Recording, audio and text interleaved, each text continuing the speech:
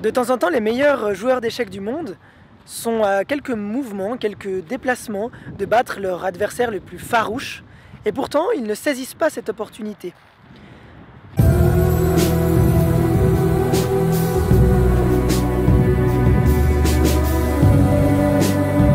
Alors des fois c'est une simple erreur de calcul, ils ne se rendent pas compte en regardant le plateau qu'ils ont la capacité de gagner.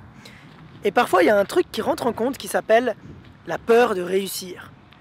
On parle parfois aussi d'auto-sabotage. En fait, on s'est rendu compte d'un truc assez curieux, c'est que parfois dans des situations dans lesquelles on a une vraie opportunité d'accomplir quelque chose d'important, eh bien on ne se saisit pas de cette opportunité.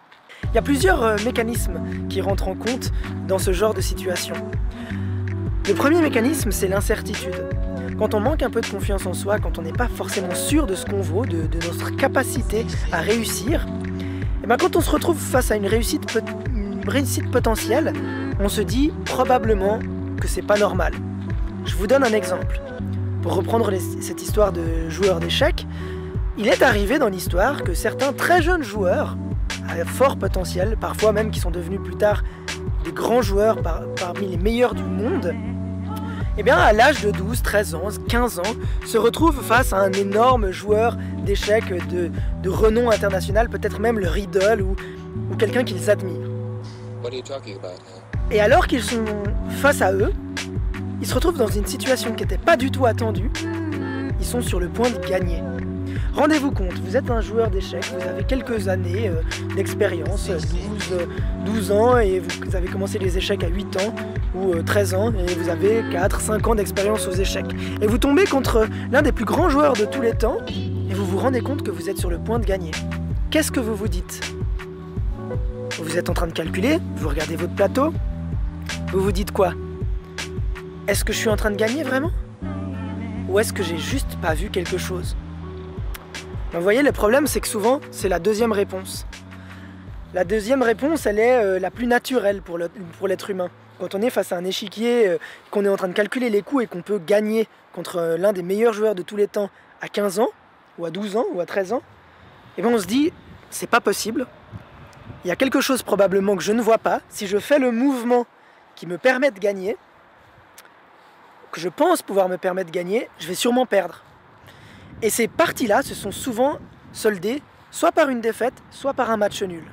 Parce que tout à coup, le jeune joueur, manquant de confiance en ses capacités, se retrouve incapable de gagner, paralysé par l'enjeu, par la réussite, par l'idée même de pouvoir battre un grand joueur.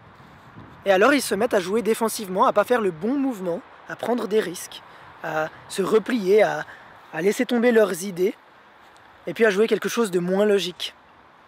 Et le problème, c'est que le joueur en face étant expérimenté, se rendant bien compte qu'il vient d'échapper à une mort certaine sur l'échiquier, ou à une défaite certaine, puisque vous le savez peut-être, le roi ne meurt jamais, et ben saisissent l'opportunité de match nul ou de gagner. Parfois ils en ont l'occasion, mais très souvent ça se finit par un match nul. Et dans la vie, c'est un petit peu comme ça.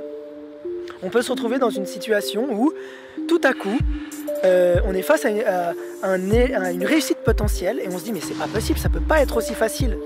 C'est quelque chose qui est très connu dans le monde des affaires. Quelqu'un qui entreprend depuis des années, qui a tenté plusieurs expériences, ces différentes affaires, ces différents business n'ont jamais vraiment fonctionné, ou un petit peu mais c'était pas assez, puis tout à coup la bonne idée. Et là, croissance exponentielle. Le business prend de l'importance, la personne se dit « Waouh, putain, qu'est-ce qui se passe? C'est pas possible ». Et là, il y a quelqu'un qui vient toquer à la porte et qui dit « Je t'offre 100 millions pour acheter ton business ». Alors que le business a fait quelques millions de bénéfices, etc. Parce que c'est un truc très prometteur, il y a eu plein de cas comme ça dans l'histoire.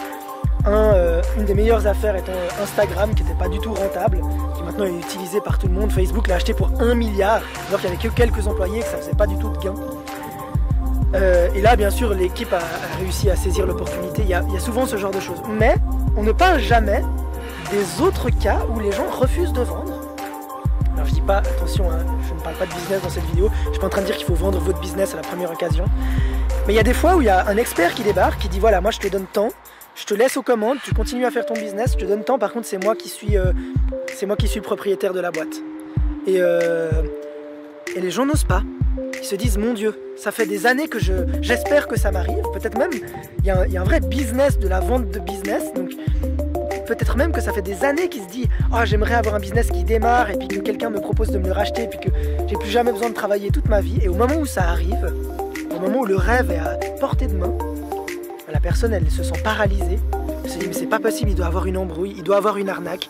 La personne, elle va m'entuber, je vais tout perdre. » Enfin bref, cette paralysie face au succès. Et très souvent, quand les personnes refusent, eh ben, la personne qui avait proposé d'acheter le business étant beaucoup plus expérimentée, parfois même entourée d'équipes, voire même dans une entreprise, monte une entreprise concurrente et parfois dépasse même le business en question et finit par faire en sorte que le business en question que la personne avait refusé de vendre ne vale plus rien.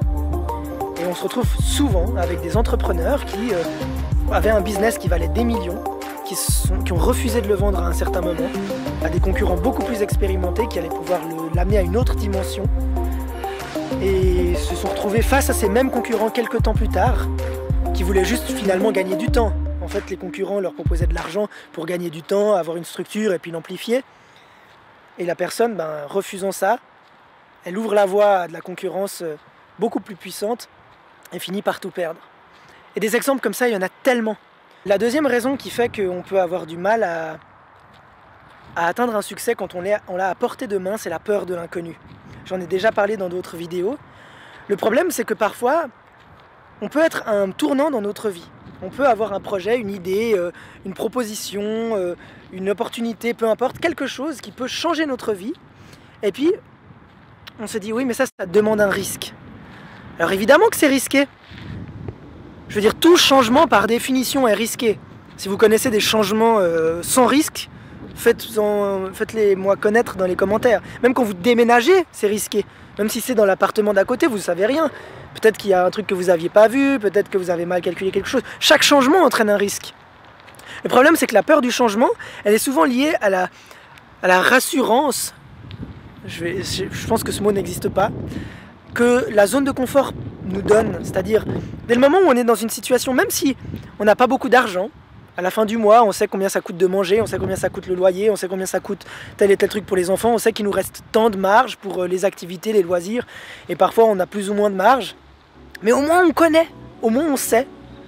Et cette sensation, c'est confortable. Cette sensation de connaître, c'est confortable. C'est difficile de se dire, je vais prendre le risque de remettre ça en cause, d'investir dans tel projet, de me donner les moyens d'avancer, de déménager, d'acheter une nouvelle voiture pour postuler dans tel travail qui est plus loin, peu importe l'objectif. Et c'est compliqué de se sortir de cette zone de confort parce qu'on se dit, mais si ça marche pas, ah merde, qu'est-ce qui va se passer ? Alors, il y a deux choses qu'on doit retenir à propos de ça. La première, c'est que le risque vaut très souvent la peine d'être pris. Quand vous êtes dans cette situation, la première chose que vous devez faire, c'est penser au pire scénario possible. Au pire des cas, qu'est-ce qui va se passer? Parce que souvent, l'inconnu, il nous effraie parce qu'il y a quelque chose d'abstrait là-dedans. Quand on envisage toutes les possibilités, voire même les pires, souvent, bizarrement, ça nous rassure. Parce que souvent, déjà, premièrement, le pire ne ressemble pas au pire qu'on imaginait. C'est parfois moins pire. Désolé de parler si mal, mais c'est moins pire que ce qu'on pensait. Et puis deuxièmement, parce que tout à coup, on connaît. On sait à quoi s'attendre. Et puis on voit tout ce qu'on peut risquer. Ah tiens, au pire des cas, il se passera ça, il se passera ça. Au mieux, au meilleur des cas, voilà ce que je vais avoir. Au pire des cas, j'ai 13 ans, j'ai perdu honorablement contre le meilleur joueur du monde aux échecs. Dans le meilleur des cas, je marque l'histoire comme étant le plus jeune joueur de tous les temps à battre un grand maître ou le champion du monde. Voilà. Et c'est ça le problème, c'est qu'on a tendance à avoir peur de l'inconnu, on se retrouve face à la peur de cet inconnu paralysé. Et la deuxième chose, c'est de sortir régulièrement de cette zone de confort. Posez-vous la question, si j'étais la personne que je rêve de devenir, quelles sont les activités que je ferais régulièrement que je ne fais pas aujourd'hui?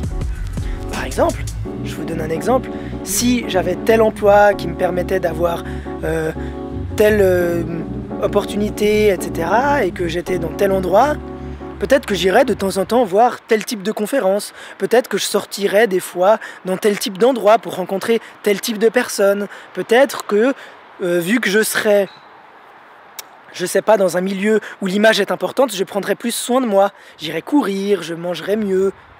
Et puis commencez à faire ces choses-là. N'attendez pas d'avoir atteint l'objectif que vous vouliez atteindre pour commencer à faire les choses que vous feriez si vous l'aviez atteint. Parce que tous ces petits trucs que vous allez faire déjà, c'est des trucs en moins que vous aurez à faire dans votre transformation. C'est des trucs, à nouveau, que vous connaîtrez un peu mieux. Et donc, il y aura ce facteur inconnu qui sera enlevé de l'équation. Donc comme ça, le jour où vous êtes face à une opportunité en or, ben, vous n'avez pas peur de l'inconnu parce que vous avez envisagé le pire scénario possible. Et en plus, vous avez déjà acquis une partie des choses qui font votre réussite. J'espère que cette vidéo vous a plu. Partagez-la à vos amis. Likez maintenant, un pouce bleu s'il vous plaît. Et dites-moi en commentaire ce que vous en avez pensé. À très bientôt.